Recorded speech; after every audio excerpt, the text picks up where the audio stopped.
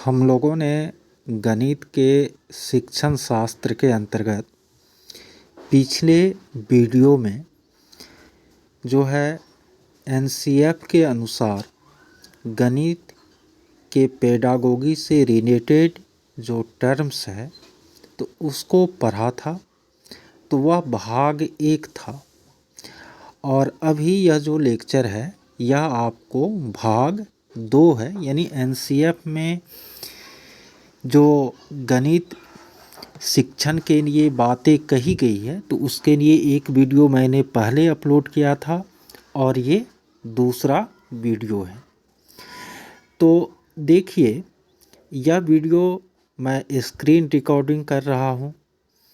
हो सकता है कि वीडियो का साइज कम करने के चक्कर में जो है या आप लोगों को सही तरीके से दिखाई नहीं दे, तो नोट्स तो मैं पहले दे दिया हूँ।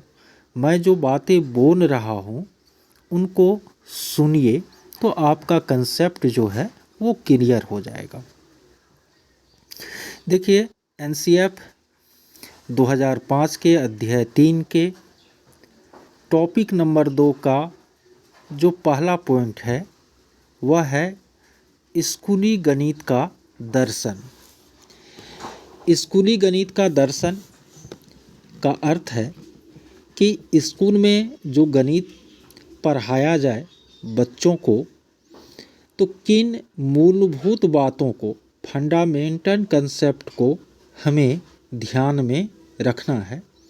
तो वही क्या है, स्कूली गणित का दर्शन है। देखिए, ये दर्शन क्या क्या है। पहला, बच्चे गणित से भयभीत होने के बजाय उसका आनंद उठाएं ना। यानी स्कूल में गणित की पढ़ाई इस तरह से होनी चाहिए कि बच्चा उससे भयभीत नहीं हो गणित विषय से, बल्कि वह गणित पढ़ने का एक आनंद उठाए, जॉली मूड में वह गणित पढ़े।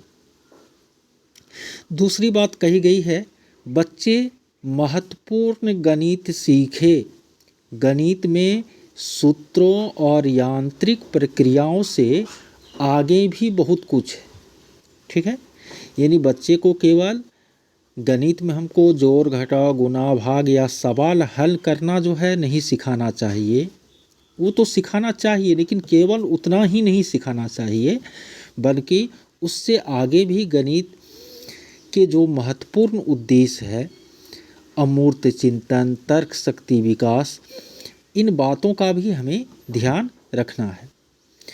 तीसरा पॉइंट है, बच्चे गणित को ऐसा विषय माने जिस पर वे बात कर सकते हैं, जिससे संप्रेषण हो सकता है, जिस पर चर्चा हो सकती है।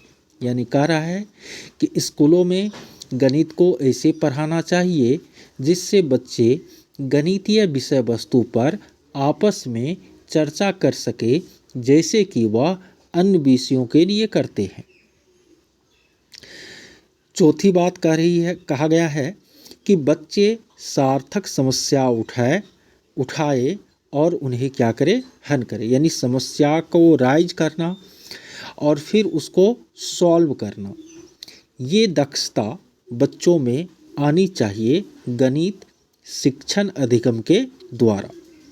फिर आगे कहा जा रहा है, बच्चे अमूर्त का प्रयोग संबंधों को समझने, संरचना को देख पाने, चीज़ों का विवेचन करने, कथन की सत्यता या असत्यता को लेकर तर्क करने में अपने को सक्षम कर पाए।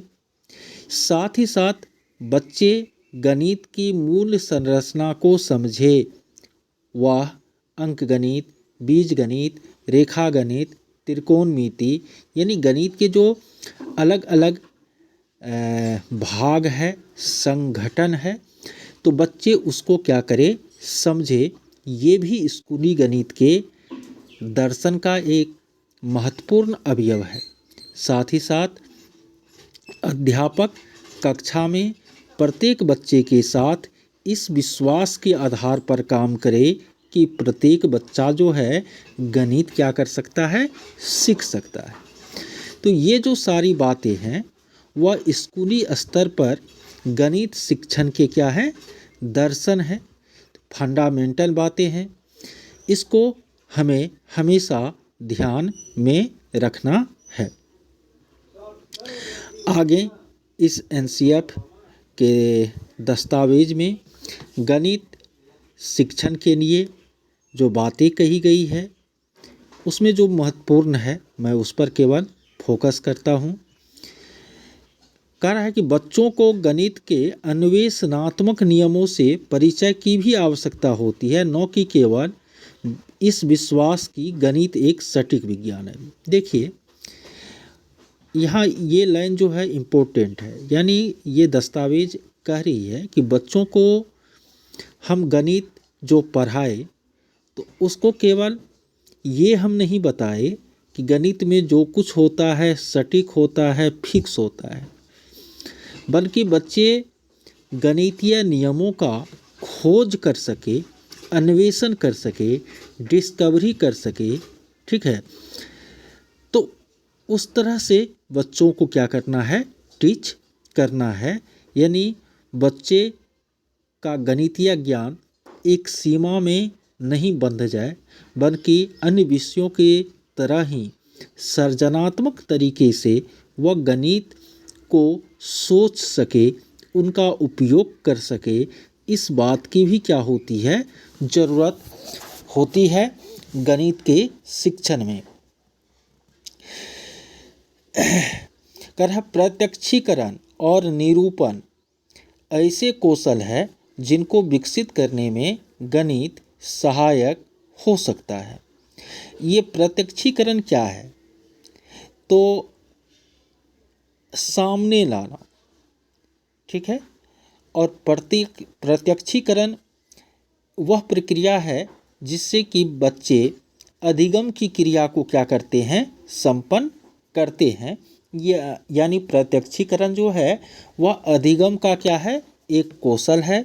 और यह दस्तावेज कह रही है कि प्रत्यक्षीकरण को विकसित करने में गणित जो है सहायक हो सकता है। साथ ही साथ ये भी कहा जा रहा है कि हमको जब भी गणित पढ़ाना चाहिए, कोई भी कंसेप्ट हम बच्चों को पढ़ा रहे हैं गणित का, तो उनके सभी पक्षों का विवेचन करना चाहिए। जैसे कि हम बच्चे को भिन्न की अवधारणा बता रहे हैं 1/2, 1/2, तो बच्चों को बताना चाहिए। एक पहली बात तो ये कि 1/2 का मतलब है कि एक वस्तु का 2 भाग 2 अंशों में हमने बांट दिया, तो यही 1/2 है। फिर ये भी बताना चाहिए कि यहाँ जो बट्टे का चिन्ह है वह भागा को निरूपित करता है, तो 1/2 को हम 1/2 भी क्या कर सकते हैं, लिख सकते हैं। तो कहने का मतलब है कि जो भी तथ्य हम पढ़ाए तो उनसे संबंधित जो भी कंसेप्ट हैं वो बच्चों को सिखाए, समग्र ज्ञान दे, तो इससे बच्चे गणित में अधिक क्या लेंगे, रुचि लेंगे। साथ ही साथ एनसीएफ 2005 आगे कह रही है कि हमको गणित और अन्य विषयों के अध्ययन के बीच संबंध बनाने की भी आवश्यकता है ना। यानी गणित और अदर सब्जेक्ट एक दूसरे से तो इंटर रिलेटेड है, जितने भी विषय हैं सब में गणित का उपयोग होता है। तो हमको गणित और अन्य विषयों के अध्ययन के बीच संबंध बनाने की विद्यालयों में क्या है, आवश्यकता है। जब बच्चे, जैसे उदाहरण यहाँ दिया है कि जब बच्चे ग्राफ बनाना सीखते हैं तो उन्हें भूविज्ञान सहित विभिन्न विज्ञानों के कार्यात्मक संबंधों के बारे में सोचने के लिए भी हमको प्रोत्साहित करना चाहिए। हमारे बच्चे इस तथ्य के मूल को पहचान पाए कि गणित विज्ञान के अध्ययन का एक प्रभावी उपकरण है। यानी गणित केवल गणित को जानने के लिए ही सीखना ज़रूरी नहीं है, बल्कि अन्य विषयों को जानने के लिए भी गणित की ज़रूरत है। इनका अन्य विषयों में भी उपयोग है। तो ये बातें हमको बतानी चाहिए बच्चों को और उस तरह से शिक्षण अधिगम की जो प्रक्रिया है वह संपन्न करवानी चाहिए। गणित शिक्षण के समय बच्चों में तर्क वितर्क को प्रोत्साहित करना चाहिए। आगे कह रहा है कि गणितीय संप्रेषण यानी गणितीय जो संवाद होता है वह सटीक होता है, उसमें सुस्पष्ट भाषा का प्रयोग और सख्त संरूपण होता है ना।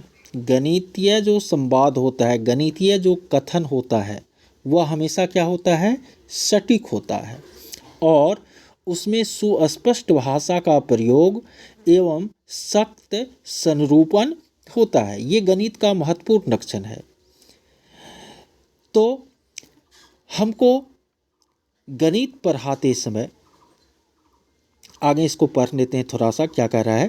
महत्वपूर्ण लक्षण है, गणित में पारिभाषिक शब्दावली का प्रयोग सुचिंतित, सचेत और विशिष्ट श्रेणी में होता है। गणितज्ञ इस पर विचार करते हैं कि कौन सी अंकन पद्धति उपयुक्त है, क्योंकि अच्छी अंकन पद्धति को विचारों का सहायक माना जाता है। जैसे जैसे बच्चे बड़े होते हैं उन्हें इन प्रथाओं की महत्ता को समझना और प्रयोग करना भी सिखाना चाहिए ना। यानी कह रहा है यहाँ पर आपको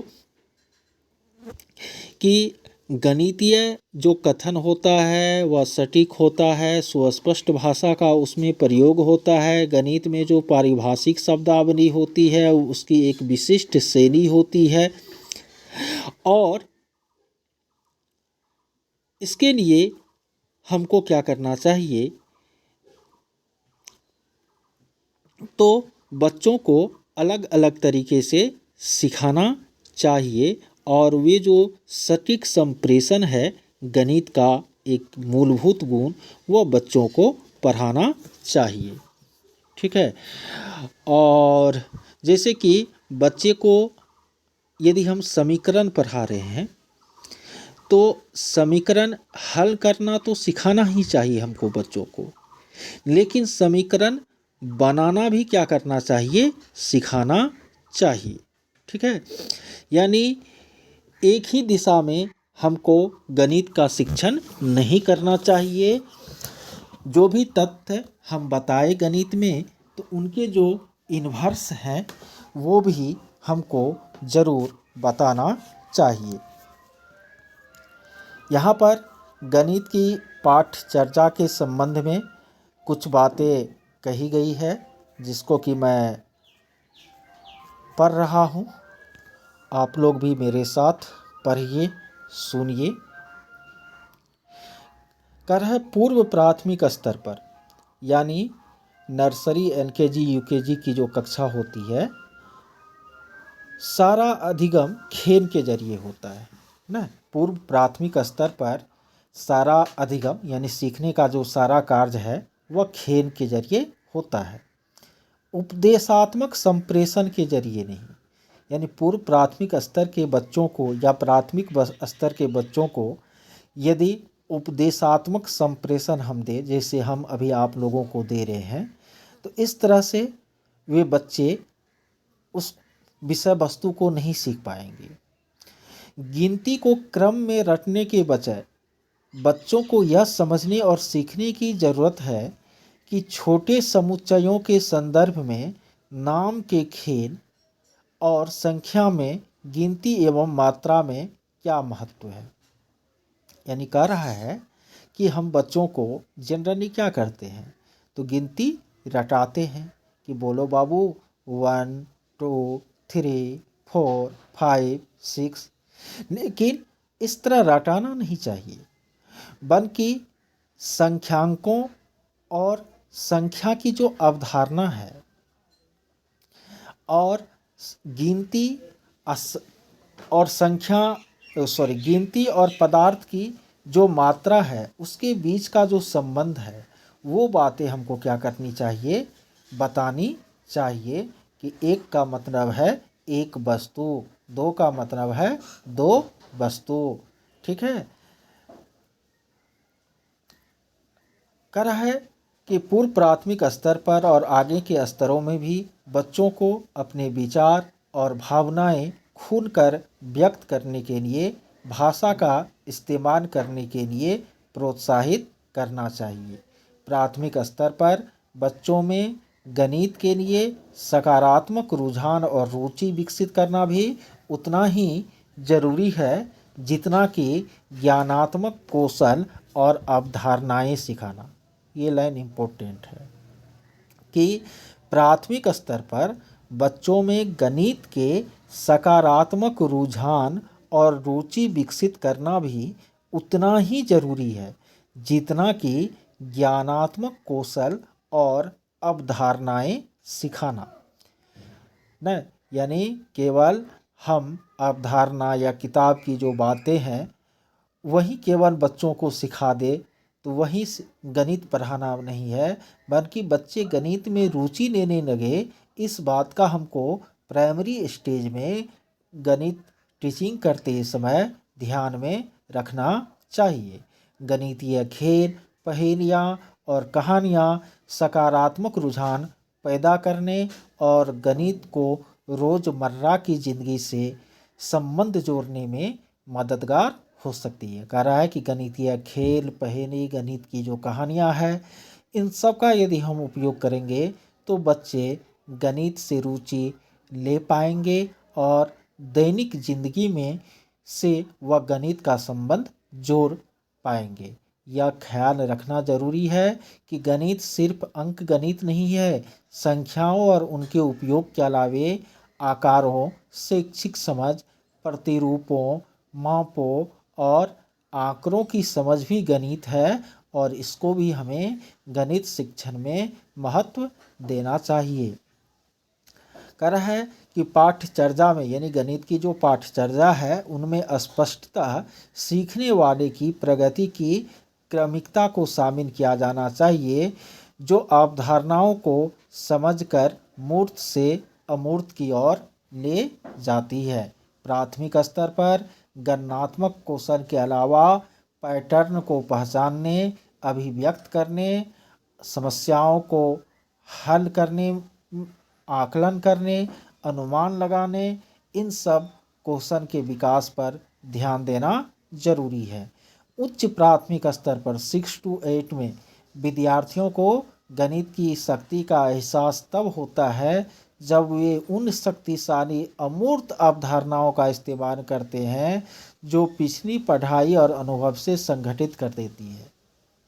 इससे उन्हें प्राथमिक स्कूलों में सीखी हुई बुनियादी अवधारणाओं और कौशल की ओर फिर से ध्यान देने और उन्हें मजबूत करने में मदद मिलती है। उच्च प्राथमिक स्तर पर बच्चे बीजगणितीय संकेतों से a+b का होल स्क्वायर इस सब से परिचित होते हैं, स्थान और आकारों से संबंधित समस्याओं को हल करने और सामान्यीकरण में भी उनका उपयोग करना सीखते हैं। इससे उनका माप संबंधी ज्ञान जो है वह क्या होता है, पुख्ता होता है। उच्च प्राथमिक स्तर का अधिगम विद्यार्थियों को द्विआयामी और त्रिआयामी समझ तथा कल्पना कौशलों को समृद्ध करने का भी अवसर प्रदान करता है। फिर माध्यमिक स्तर की बात की गई है और उच्चतर माध्यमिक स्तर पर गणित के शिक्षण की बात की गई है। तो आप लोग तो CTET की तैयारी कर रहे हैं, तो माध्यमिक और उच्चतर माध्यमिक वाला यदि नहीं भी पढ़ेंगे तो काम चलेगा। इस तरह से NCF 2005 के तहत गणित शिक्षण के लिए जो बातें कही गई है उनको मैंने आप लोगों के बीच एक्सप्लेन कर दिया है। अब इसके बाद हम चैप्टर वाइज जो है गणित का जो पेडागोगी है उसका एक एक करके लेक्चर आप लोगों के समक्ष प्रस्तुत करेंगे। फिर प्रीवियस ईयर में पूछे गए गणित के शिक्षण शास्त्र से जुड़े प्रश्नों से संबंधित जो महत्वपूर्ण कंसेप्ट है वो भी आप लोगों के समक्ष प्रस्तुत करेंगे। इस लेक्चर को सुनने के बाद पुनः एक बार आप जो नोट्स दस्तावेज आपको दिए हैं उसको भाग 1 भाग 2 करके उसको पढ़ लीजिए, तो बहुत कुछ गणित के पेडागोगी से रिलेटेड आपके दिमाग में आ जाएगी। चलिए, धन्यवाद, इतना आप लोग मेहनत करके सुन लिए, इसके लिए।